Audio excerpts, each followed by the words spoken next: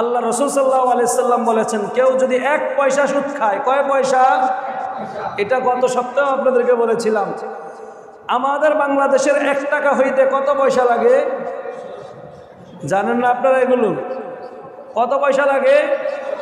এদিকে আমার দিকে তাকান আপনারা, আসবে যেটা আসার ওটা আসবে। 1 টাকা হইতে কয় পয়সা লাগে? 100 পয়সা। এখন 1 টাকারে 100 ভাগ করলে, কয় ভাগ করলে? কথা বল না, কয় ভাগ? 100 ভাগ করার পরে ওই 1 পয়সা যদি কেউ সুদ খায়, আল্লাহ রাসূল সাল্লাল্লাহু আলাইহি সাল্লাম বলতেছেন, ওই ব্যক্তি তার আপন মায়ের সাথে, যেই মা তাকে জন্ম দিয়েছে, তার সাথে জিনা করলে যেই পরিমাণ গুনাহ হবে, তার চাইতেও বেশি অপরাধ হবে 1 পয়সা সুদ খাওয়ার কারণে। তাইলে এখন বুঝেন, যারা 1000 টাকা, 2000 টাকা, 1 লাখ টাকা, 2 লাখ টাকা সুদ খাইতেছে, তাদের অবস্থাটা কেমন? আল্লাহ আমাদের সবাইকে হেফাজত করুন, বলি আমিন। আল্লাহ তাআলা বলেন, এই আয়াতে কারিমা নাজিল হওয়ার পূর্বে সাহাবায়ে কেরামের মধ্যে ওই সুদের প্রচলন ছিল। এই সুদের প্রচলন বন্ধ করার ব্যাপারে আল্লাহ আয়াতে কারিমা নাজিল করেছেন। আয়াতে কারিমা আসার পরে কোন সাহাবী কোন ব্যক্তির কাছে সুদ পাইতেন। এজন্য আল্লাহ তাআলা বললেন, ওয়াজারু মা বাকিয়া মিনার রিবা ইন কুনতুম মুমিনিন, যদি তোমরা বিশ্বাসী হয়ে থাকো, ইমানদার হয়ে থাকো, তোমাদের কাজ হবে এই আয়াতে কারিমা আসার পরে অবশিষ্ট যে সুদগুলো আছে, এই সুদগুলো তোমাদের ছেড়ে দিতে হবে। আর 1 পয়সাও সুদ নেওয়া যাবে না। এরপরে আল্লাহ তাআলা বলেন, فَإِن لَّمْ تَفْعَلُوا فَأْذَنُوا بِحَرْبٍ مِّنَ اللَّهِ وَرَسُولِهِ। এই আয়াতে কারিমা নাজিল হওয়ার পরে তোমাদের মধ্যে কেউ যদি সুদ থেকে বিরত না হয়, সুদ যদি সে নেওয়া দেওয়ার মধ্যেই থাকে, সুদের কারবারের মধ্যে লিপ্ত থাকে, ফাজানু বিহারবিন মিনাল্লাহি ওয়া রাসূলি, আল্লাহ রাব্বুল আলামিন বলেন, আল্লাহ এবং তার রাসূল তার সাথে যুদ্ধ ঘোষণা করতেছে। আল্লাহ এবং তার রাসূল তার সাথে কি করতেছে? যুদ্ধ ঘোষণা করতেছে। মুফাসসির ইকরাম বলেন, আল্লাহর যুদ্ধ হলো আল্লাহ তাআলা তার ওই সুদখোর বান্দাকে জাহান্নামের মধ্যে দিবেন। কোথায় দিবেন? কোথায় দিবে? জাহান্নামে দিবে।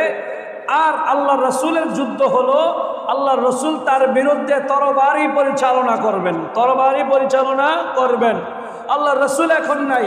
যদি পৃথিবীর কোথাও যদি ইসলামী হুকুমত থাকে, ইসলামী রাষ্ট্র থাকে, যদি মুসলিম শাসক থাকে, তাহলে আল্লাহ রাব্বুল আলামিনের বান্দাদের ফয়সালা হলো যে ওই শাসক ওই সুদখোর বান্দার বিরুদ্ধে রাষ্ট্রীয় আইন পরিচালনা করবে। প্রয়োজনে সুদখোরকে সুদ থেকে নিবৃত্ত করার জন্য, বাধা প্রদানের জন্য তাকে জেলখানায়ও আবদ্ধ করবে। এরপরেও সুদে লিপ্ত হতে দেওয়া যাবে। কিন্তু এখন তো রাষ্ট্রযন্ত্র সহ, ব্যাংক ব্যালেন্স সহ যা কিছু আছে, এলসি থেকে শুরু করে নেওয়া, এক্সপোর্ট ইম্পোর্টের যত ব্যবসা আছে, সব কিছুর সাথে সুদের সম্পৃক্ততা আছে না নাই? একটা চকলেটও যদি আমরা খাই, খুঁজলে দেখা যাবে ওখানেও সুদের সুদের লেনদেন ওখানেও আছে না নাই? আছে।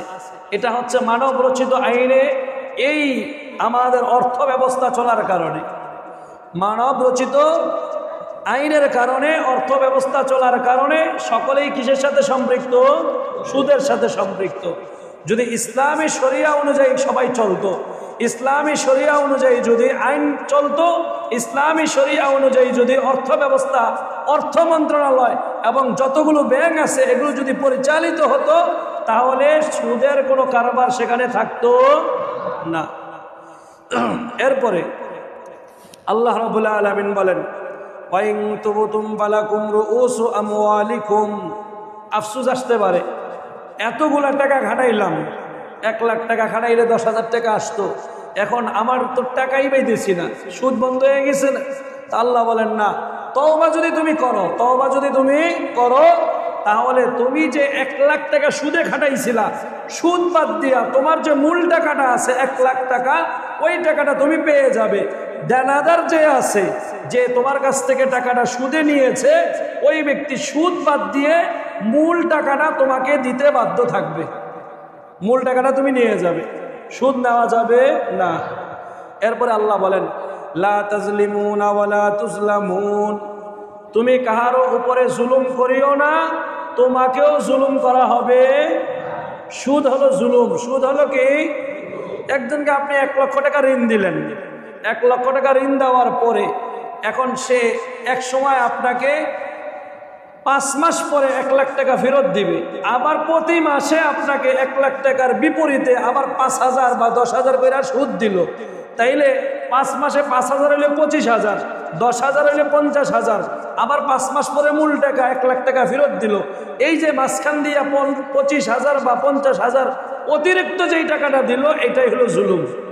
এটা হলো জুলুম। আর কেউ যদি এটা করে সুদখোর, আল্লাহ বলেন ওয়ালা তুজলামুন, যদি সে এরকম জুলুম করে তাকেও জুলুম করা হবে। আর যদি ঋণ দিয়া কেউ এরকম সুদ টাকা না নেয়, জুলুম না করে, তাকেও কোনো প্রকার জুলুম করা হবে